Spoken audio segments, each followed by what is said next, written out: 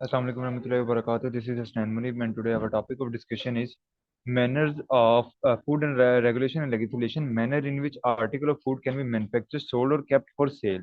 मतलब वो तमाम के तमाम रूल्स जिनके जरिए मतलब जिनको फॉलो करना है तीन चीजों में, फूड बनाते हुए, उसको बेचते हुए या उसको स्टोर करना है, तो उसके मतलब ये रूल्स हैं।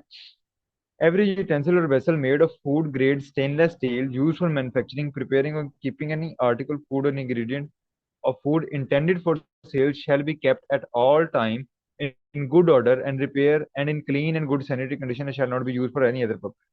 आसान अल्फाज में आप इसको करते जाओ और अपने पास जो है ना वो शॉर्ट फॉर्म में लिखते जाओ, वही एज अ नोट्स हम इस्तेमाल करेंगे। ठीक है। कोई भी यूटेंसिल और वेसल, कोई भी बर्तन जो कि फूड ग्रेड स्टेनलेस स्टील का है, ठीक है, मतलब स्टेनलेस स्टील का बना हुआ है, उसको आप मैन्युफैक्चरिंग के लिए या किसी आइटम को स्टोर करने के लिए, हर जगह पे हम यही चीज करें, या बनाने के लिए या स्टोर करने के लिए। ठीक है। अगर आप और तीसरा पॉइंट क्या है, सेल करने के लिए, तो आप आसान अल्फाज में रख लो, कोई भी फूड ग्रेड स्टेनलेस मटेरियल जो किसी चीज को बनाने में, बेचने में या स्टोर करने में, बनाने में, स्टोर करने में या बेचने में इस्तेमाल हो, उसको सही हालत में रखना चाहिए, सही और साफ हालत में रखना चाहिए, और उसको किसी और काम के लिए यूज नहीं करना चाहिए। ठीक है, उर्दू में लिख लो ताकि आपको समझ आ जाए चीजें। कोई भी ऐसा बर्तन जो कि food grade grade stainless steel का बना हो, और उसका पर्पज ये है कि या तो वो खाना बनाने में, स्टोर करने में या बेचने में इस्तेमाल हो, तो उसको साफ और सही हालत में रखना है, और साथ में उसको किसी और काम के लिए यूज नहीं करना, पहला रूल। दूसरा, कोई भी ऐसा बर्तन जो किसी चीज को बनाने में, स्टोर करने में या फिर बेचने में इस्तेमाल हो, उसको इम्परफेक्टली इनेबल ना किया हो। इनेबल, इनेबल आपको पता है, टिन पैक, टिन पैक होता है, उस पे होता वो लोहे का, उसके ऊपर टिन की जो है ना लेयर करते हैं, ये हम पढ़ के आए हुए हैं एफएससी में, हमें पता है वो टिन लेयरिंग करते थे, गैल्वेनाइजेशन कहते थे जिसे। ठीक है, तो टिन पैक जिस तरह होती है, तो उसमें वो कहता है कि इन परफेक्टली इनेबल ना हो, ऐसा ना हो कि गलत या कहीं कहीं जो है वो टिन पैकिंग हुई हुई है और कहीं से डैमेज है। बिकॉज आपको पता है ये जो चीजें होती हैं, ये जो टिन पैक है या जो टिन इनेबलिंग है, जिसमें जो टिन या जिंक की इनेबलिंग की जाती है, इनेबलिंग होती है, एक लेयर चढ़ाई जाती है ताकि उस लोहे को रस्ट ना लगे। ठीक है।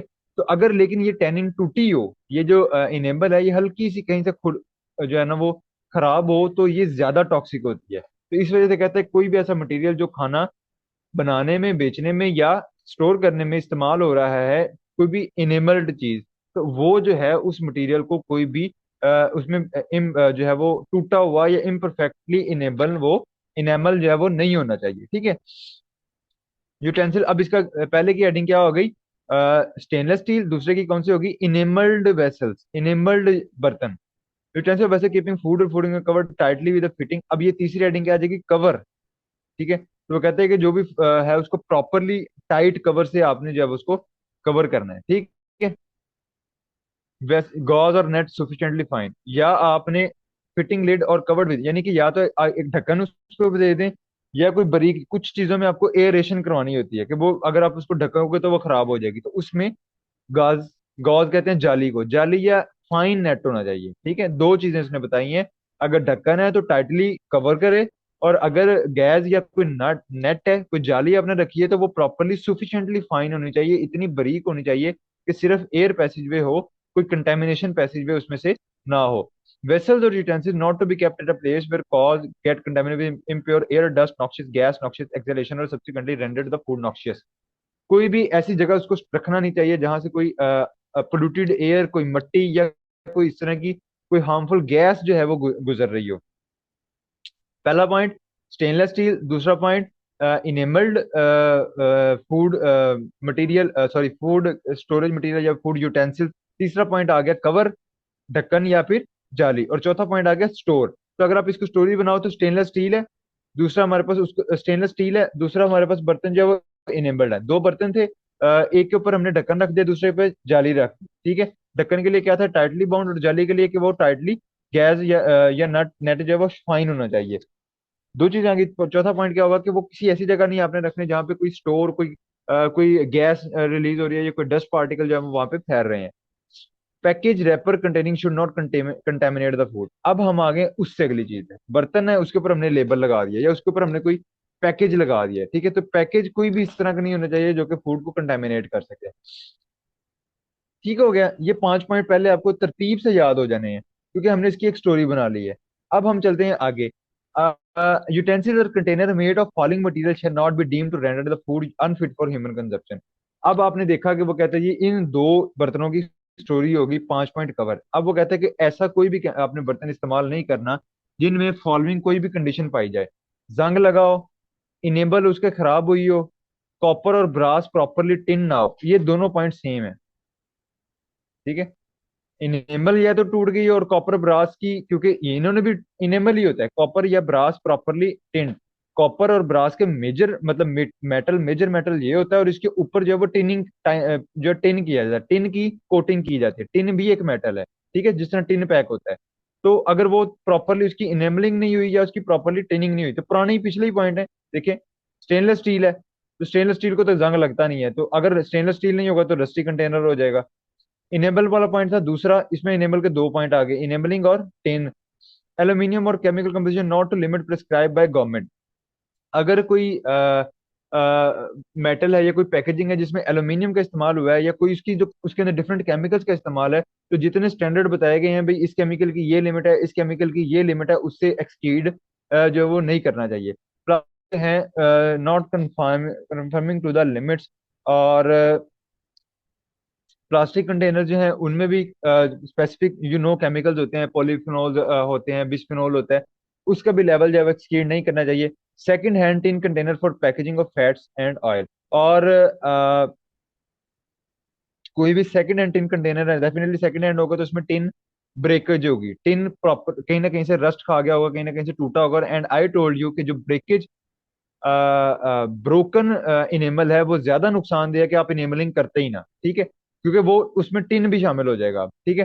फैट्स एंड ऑयल के लिए अगर आप सेकंड हैंड टिन कंटेनर इस्तेमाल कर रहे हैं तो ये भी मटेरियल जो है ये अलाउ नहीं है ह्यूमन कंजप्शन के लिए।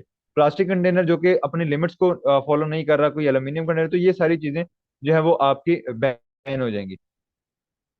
अब ये 6 पॉइंट थे। अब वही अभी हमने यूटेंसिल्स के ऊपर पहले 5 5 पॉइंट हमारे कवर हो गए, छेवां जो है वो ऑलमोस्ट पहले 5 पॉइंट को ही हमने कवर किया है विद पॉइंट के ये बर्तन इस्तेमाल नहीं करने चाहिए। सातवां आ गया व्हीकल्स पे। अब बर्तन है वो हमने ट्रांसपोर्ट करना है, बर्तन आगे के ये बर्तन, इन बर्तनों के अलावा आप कोई भी बर्तन इस्तेमाल कर रहे हैं। हमने अगला बर्तन उठा लिया, ठीक है जी, हम जा रहे हैं, क्या आलू लेके जा रहे हैं, कच्चे आलू, ठीक है। अब vehicle, carrier and other devices, power और हैंड ड्रिवन, कोई भी चीज जो उसको एक जगह से दूसरी जगह मूव करने में इस्तेमाल होगी, वो गाड़ी है, कोई हैंडमेड मशीन है, कोई रेडी है, ठीक है, या वो पेट्रोल पे चले, बिजली पे चले, या आप हाथ से लेके जा रहे हैं, कोई भी ऐसी चीज जो कि फूड के मटेरियल में एक जगह से दूसरी जगह मूव करने में हेल्प कर रही है, उसकी सैनिटरी कंडीशन वो अपनी सही हालत में होनी चाहिए और साफ हालत में होनी चाहिए। The point that we covered in food grade stainless steel clean and good sanitary condition. Repair होनी चाहिए, मतलब उसमें कोई ऐसी चीज ना हो, कोई कहीं रस्ट ना लगा हो, कहीं से वो टूटी ना हो, ठीक है, वो चीजें। नो इम्पोर्ट मैन्युफैक्चर सेल और advise any package appliance container और वेसल विच यील्ड और can yield toxic substance to its content and contribute its deterioration. कोई भी ऐसा पैकेजिंग मटेरियल ना इस्तेमाल करें जो कि ना उसे लें, ना बनाएं, ना उसको बेचें, ना लें कहीं से, ना बनाएं, ना बेचें, जो कि टॉक्सिक हो सकता है। नो इम्पोर्ट मैन्युफैक्चर सेल और एडवाइस एनी पैकेज। अब ये लफ्ज याद कर लें, अप्लायंस कंटेनर और वेसल, कोई भी वेसल, कोई अप्लायंस, कोई कंटेनर, कोई बर्तन ना लें। Packaging, packing, storage, delivery of food. देखो सेम तकरीबन लफ्ज है ये, आधी लाइन याद कर लो। पहले में उसने कहा कि कोई भी जो कि टॉक्सिक हो सकता है वो भी ना लें, जो कि लेड, एंटीमोनी, आर्सेनिक, कैडमियम और अदर टॉक्सिक मटेरियल, जो कि कोई टॉक्सिक मेटल ऐड कर सकता है, वो भी ना लें। पहले उसने क्या कहा कि जो कि मटेरियल को खराब कर सकता है, डिटोरिएट कर सकता है, वो भी नहीं लेना। वो भी नहीं लेना जो और जिन जो कि कोई ना कोई मेटल्स की एडिशन करवा सकता है, मेटल टॉक्सिसिटी करवा सकता है, वो भी नहीं लेना। अगला पॉइंट भी सेम है। रिजिड और semi rigid package container vessel made of polyvinyl chloride if contain above 1 mg पर केजी ऑफ विनाइल क्लोराइड। ये वाला भी आपने नहीं लेना अगर ये आपका मतलब 1 ml से 1 mg पर केजी ऑफ विनाइल क्लोराइड से अबव उसका लेवल जा रहा है, ठीक है। Just a minute.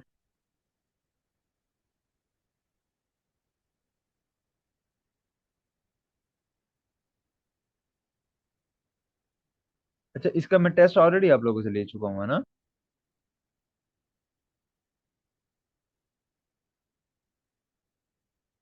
नहीं, अभी लेना है, बना दिया, लेना है। ठीक है। तो ये भी नहीं आप इसमें इस्तेमाल करेंगे, नॉन मैन्युफैक्चर। जी मैं 10 पॉइंट बोलने लगा हूँ। No manufacturing port seller advice, और रिजिड और semi rigid packing. Rigid packing क्या होती है? ये जो लोहे के डब्बे, प्लास्टिक के डब्बे। सेमी रिजिड हो जाएगी जो ये गत्ते के डिब्बे आ गए, ठीक है। पैकेजिंग कंटेनर या वेसल जो कि पॉलीविनाइल क्लोराइड, आपको पता है प्लास्टिक के अंदर एक कंपोनेंट होता है, केमिकल होता है पॉलीविनाइल क्लोराइड। अगर वो उसके अंदर पर केजी 1 किलो पैकेजिंग मटेरियल है, उसमें 1 mg से ज्यादा पॉलीविनाइल क्लोराइड है, तो वो एक्सेप्टेबल नहीं है, ये स्टैंडर्ड है। 1 mg से कम होना चाहिए 1 किलो पैकेजिंग मटेरियल के अंदर। नो फूड सेल इन रेजी, अच्छा। और ऐसा कोई भी फूड नहीं सेल करना जिसके अंदर 0.0 mg पर केजी ऑफ मोनोमर है। मतलब क्या है कि पहले पैकेजिंग मटेरियल में लिमिट कितनी है, 1 mg पर केजी। और फूड के अंदर अगर ये मटेरियल पाया जा रहा है तो उसमें 0.0 mg जो है वो इसकी मैक्सिमम लिमिट है। अगर फूड में इससे ज्यादा है तो उसमें फिर वो आप फूड सेल नहीं कर सकते। नो पर्सन शेल यूज और कॉज और permit to be use in preparation, packaging, storage, delivery और एक्सपोजर। ये लफ्ज भी कॉमन है, प्रिपरेशन, पैकेजिंग, स्टोरेज, डिलीवरी और exposure for sale of any food. ठीक है। ये कॉमन लिख दो, ये तो दो तीन कॉमन लाइंस हैं। अब आपका काम ये है कि आप जब इसके नोट्स बना रहे हो, जो मैं आपको समझा रहा हूँ, आप बना रहे होगे डेफिनेटली, आपने इन 3 4 पॉइंट्स को उसी नोट्स के सबसे ऊपर लिख देना भी। ये 3 कॉमन लाइन है जो कि आपने लिखनी है। एनी पैकेज, अप्लायंस, कंटेनर और वेसल। अब ये लाइन भी, पैकेज, अप्लायंस, कंटेनर और वेसल, ये भी कॉमन है सारों में। ठीक है, जहां भी आप पैकेज का लफ्ज लिखोगे, चार ये भी साथ लिख दो। जहां कहीं नहीं भी लिखा वहां खुद से घुसा दोगे तो एडजस्ट हो जाएगा। That has been used or intended to be used for any non food product. कोई भी ऐसी चीज जो कि नॉन फूड प्रोडक्ट के लिए बनाई गई थी, उसको आप फूड प्रोडक्ट के लिए इस्तेमाल नहीं करोगे। मसलन हम अक्सर क्या करते हैं, जो घरों में पानी वाले कैन आते हैं ना, this is not for pani, these are for actually chemicals. Bathroom cleaner उसमें यूजुअली आता है। अब उस बाथरूम क्लीनर को जनाब कोई फूड स्टोरेज के लिए बना दो, तो that is not applicable thing. आप शैम्पू वाली बोतल के अंदर जब वो ऑयल भर दो, मतलब पहले वो उसके लिए बनाई गई थी, तो ये नुकसानदेह चीज है। तो कहते हैं कि ये चीज जो है वो नहीं करनी चाहिए। No person shall use or permit use in permission, packaging, delivery और एक्सपोजर फॉर सेल। अब ये कुछ चार तीन रूल्स हैं रिलेटेड टू पैकिंग, डिलीवरी और exposure for sale. A sack of for sugar or flour which has been previously used for any purpose. कोई बोरी जो कि पहले किसी और पर, मतलब पहले खाद वाली बोरी थी, उसमें अब चीनी स्टोर कर रहे हैं, तो ये अलाउ नहीं है। कोई भी ऐसा मेटल जो कि अब पहले किसी और पर्पज के लिए था, अब आप उसको एडिबल ऑयल के लिए यूज कर रहे हो, डेफिनेटली बोरी में तेल तो नहीं ना भरोगे। तो चीनी आटे के लिए जो बोरी है वो पहले किसी पर्पज के लिए इस्तेमाल नहीं होनी चाहिए।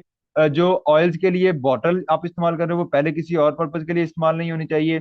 कोई भी प्लास्टिक बोतल जो किसी और पर्पज के लिए पहले इस्तेमाल होती है वो भी नहीं होनी चाहिए। तो ऑलमोस्ट एक ही बात है कि कोई भी ऐसी बोतल जो पहले किसी और पर्पज के लिए इस्तेमाल हो रही थी वो आप फूड के लिए इस्तेमाल ना करें। यही वाली बात को आगे उसने दोबारा रिपीट किया। Polycarbonate container of not less than 20 liters should be used for mineral can be used for the same purpose। Polycarbonate container होते हैं जो कि 20 लीटर से बड़े हों। नॉट लेस देन का मतलब 20 लीटर से बड़े हों, जो मिनरल वाटर के लिए इस्तेमाल होते हैं उनको सेम पर्पज के लिए इस्तेमाल करना चाहिए। मतलब एक बार आपने मिनरल वाटर ले लिया, आप दोबारा उसी में मिनरल वाटर ले सकते हो। ये आपने देखे होगे जो व्हाइट कलर के पानी वाले कैन होते हैं, तो वो कहते हैं कि इनको आप दोबारा से यूज पानी के लिए ही कर सकते हो और पर्पज के लिए नहीं करना। Any glass bottle for milk, soft drink, beverage privilege, ये आगे वही बात दोबारा आ गई। कोई भी ऐसा ग्लास बॉटल, आपने ग्लास पहले थे प्लास्टिक बॉटल, ठीक है। कोई भी मेटल बॉटल या कोई भी बोरी, कोई भी मेटल बॉटल या प्लास्टिक बॉटल भी पहले किसी और के लिए यूज हो रही थी, अब वो कह रहे हैं कि कोई भी ग्लास बॉटल जो कि मिल्क के लिए, सॉफ्ट ड्रिंक के लिए पहले किसी और पर्पज के लिए यूज कर रहे थे, अब उसको अपने खाने वाली चीजों के लिए इस्तेमाल नहीं करना। एनी बॉक्स और क्रेट फॉर वेजिटेबल, फिश और फ्रूट प्रीवियस यूज, कोई भी वेजिटेबल फिश वगैरह के लिए कोई क्रेट जो कि पहले इस्तेमाल नहीं हो रहा। 5 point basically we got. Sugar और आटे के लिए कोई बोरी नहीं इस्तेमाल करनी। एडिबल ऑयल के लिए कोई बोतल नहीं इस्तेमाल करनी, किसी भी पर्पज के लिए कोई प्लास्टिक बोतल नहीं इस्तेमाल करनी। दूध वगैरह के लिए जो ग्लास बोतल इस्तेमाल हो रही है वो पहले किसी पर्पज के लिए इस्तेमाल ना हुई हो। और सब्जियों वगैरह के लिए जो क्रेट इस्तेमाल होते हैं वो पहले किसी और पर्पज के लिए इस्तेमाल ना होते हो। Any glass bottle use for beverage can be use for the same. आपने पहले अगर एक बोतल बनाई है, जिसमें ये अक्सर आप लोकली बोतलें मिलते हैं, कोक की बोतल है, एक बार उसमें कोक भरी है तो अगली बार भी आप उसमें बोतल भर सकते हैं, ठीक है। बोतल can be reuse for the same purpose. Same for box और क्रेट, क्रेट के लिए भी सेम रूल होगा। Shop and stall selling juice and drink shall serve in disposable container. जो स्टॉल्स हैं, जो खुली जगह हैं, वो जब भी चीज बेचेंगी वो डिस्पोजेबल कंटेनर में बेचेंगी, वो परमानेंट ग्लास में चीजें नहीं बेचेंगी, ठीक है। For purpose of this regulation where a package appliance container वैसा container should be presumed as such कोई भी वो कहता है कि अगर आप वेसल के ऊपर फॉर पर्पज ऑफ रेगुलेशन, इस रेगुलेशन के under, for purpose of this regulation का मतलब है कि इस लॉ के मुताबिक where a package appliance container vessel containing food bear any mark or label belonging to another food, कि एक फूड कंटेनर है, उसके अंदर कोई भी लेबल लगा हुआ है जो किसी और फूड का है, तो ये प्रिज्यूम करना चाहिए, ये प्रिज्यूम किया जाएगा बेसिकली कि ये फूड पहले किसी और चीज के लिए बना गया था। मतलब क्या होता है, अचार की बोतल है, उस पर लिखा हुआ है, अचार की पैकेजिंग हुई हुई है, उस पर लिखा हुआ है अचार है, और आपने उसके अंदर जो है वो जैम भर के बेच रहे हैं, ठीक है। तो ये क्या होगा, ये प्रिज्यूम किया जाएगा, बेशक आप अगर उसके ऊपर गलत लेबलिंग हुई है तो ये एज्यूम किया जाएगा कि the vessel was previously use for the food, जो कि अचार या इस तरह की किसी चीज के लिए इस्तेमाल किया था, अब जो है वो किसी इस चीज के लिए इस्तेमाल किया जा रहा है। वो तो थोड़े कोई, ठीक है। एनी प्रिपेयर्ड फूड, ये समझ आ गया, 19वां पॉइंट अगर आ गया तो बता दो, मैं उतनी देर 20वां बता दूं। Any prepared food ready for direct consumption और retail premises which is offered exposed or kept for sale in such manner at said premises that the customer may himself select the food shall be kept in properly covered metal, कोई भी ऐसा food जो कि on time, जैसे चना चाट बेच रहे हैं आप, ठीक है, ऑन ऑन टाइम बिकनी है ना, तो उसको एक प्रॉपर मेटल में या ग्लास में आप उसको कवर करें, और glazed where receptacle or which in turn shall be kept on suitable shelf or any other device। Glazed ware का मतलब होता है कि जो हल्के से शेडेड कलर के ग्लासेस होते हैं उनके अंदर, ग्लास कंटेनर है, उनमें उनको रखा जाए, और बाद में उसको शेल्फ में रखा जाए। यानी पहले उसको आप कवर करके किसी मेटल या ग्लास कंटेनर में रखोगे, उस कंटेनर को फिर शेल्फ में रखोगे, ठीक है। Not to lose and such shelf or device shall be maintain in a clean condition, और बाद में उस जो शेल्फ है और उस स्पेसिफिक कंटेनर को भी क्लीन कंडीशन में रखना चाहिए। दोबारा से रिपीट करता हूँ, एनी प्रिपेयर्ड फूड, कोई भी बनाया गया food ready for direct consumption, जो कि डायरेक्टली कंजम्पशन कंज्यूम किया जाता है, विच इज ऑफर एक्सपोज और केप्ट फॉर सेल, जिसको रखा गया है बेचने के लिए उस एक जगह पे जहां से पर्सन खुद चूज करेगा उस चीज को। लाइक आपको पता होता है, जैसे आप रख देते हो, ओपन फूड है, फौरन से खाया जा सकता है, चाट के डब्बे हैं, तो आप उसको एक बॉक्स में रख देते हो। या पेस्ट्रीज, हम एक मिसाल लेते हैं, पेस्ट्रीज जो है वो अपने बना के एक जगह पे रख दिया और कस्टमर खुद से वहां से उठाता है, उसको कंज्यूम करता है, एट अ टाइम कंज्यूम की जा सकती है। उनमें वो क्या कहते हैं कि shall be kept in properly covered metal और ग्लास ग्लेज वेयर, कि उसको ऐसे ओपन नहीं रखना कि जहां से कस्टमर उठाए, वो प्रॉपरली एक कंटेनर में हो, एक ग्लास वेयर में, एक प्रॉपर डब्बे में हो, और वो डिब्बा जो है वो आप आगे शेल्फ में रखोगे, और शेल्फ की प्रॉपर, शेल्फ और उस डब्बे की प्रॉपर क्लीनिंग करोगे, क्योंकि कस्टमर ने डायरेक्ट कंजम वहां से करनी है, मतलब चूज करनी है, तो डेफिनेटली कस्टमर से भी वहां पे कंटेमिनेशन हो सकती है, और उसके अलावा अगर प्रीवियस कंटेमिनेशन है तो कस्टमर को कंटेमिनेशन जा भी सकती है। तो इस वजह से उस इस तरह की जगह पे जहाँ पे आपने रेडी टू ईट फूड रखे हुए हैं और कस्टमर खुद चूज करेगा, वहां पे आपने ये चीज जो है वो फॉलो अप करनी है। फॉर पर्पज ऑफ सब रूल 20 जो है, a ticket or notice which indicate any additive used in the food to perform the function of any antioxidant artificial colour flavour enhancer preservative shall be displayed near the food। और क्योंकि ये ready to use food है तो इसकी कोई labelling नहीं होगी, इसकी कोई पैकेजिंग नहीं होगी मोस्टली, तो इस वजह से वहां पे कोई उसी कंटेनर के कहीं पास या उस शेल्फ पे एक पेज लगा हो जिसपे लिखा हो कि इसके अंदर ये एंटीऑक्सीडेंट है, ये आर्टिफिशियल स्वीटनर है, ये कलर फ्लेवर वगैरह जो है या प्रिजर्वेटिव इसके अंदर ऐड किए गए हैं, ताकि उस पर्सन को थोड़ी बहुत जो है वो नो हाउ हो कि इसके अंदर कौन कौन सी चीजें एडिड हैं, बिकॉज उसकी अपनी पैकेजिंग नहीं है तो आपको अलग से मेंशन करना पड़ेगा। This is about manners for manufacturing, जो कि एक फाइल है, एंड द सेकंड फाइल आपकी जो है वो दूसरी उसके ऊपर है, historical development of food laws.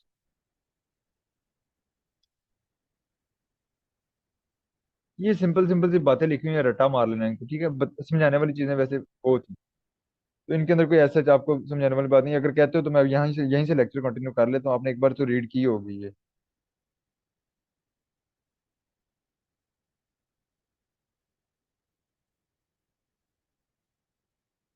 और मुझे ये भी साथ बताओ कि क्या ये टेस्ट मैंने आप लोगों से शेयर कर दिया हुआ है?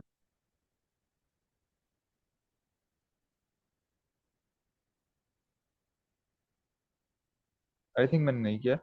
ये टेस्ट अभी आप लोगों ने देना है।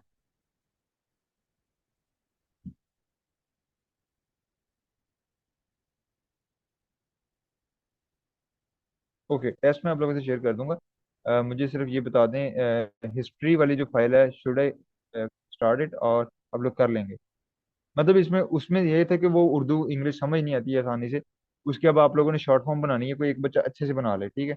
तो वो मैं फिर आपसे जो कर देता हूँ, इसका कल टेस्ट आपसे मैं शेयर कर दूँ। बाकी आप बताएंगे। ठीक है। ये आसान है, उसके आपने मुझे अच्छे से नोट्स बना के देने, कोई बंदा उसकी इजी वर्डिंग कर ले ताकि समझ आ जाए। मारना तो आपको रट्टा पड़ेगा। चलें ठीक है, okay, that was all for today. Thank you so much. If you have any question you can ask me in the chat box. Allah Hafiz.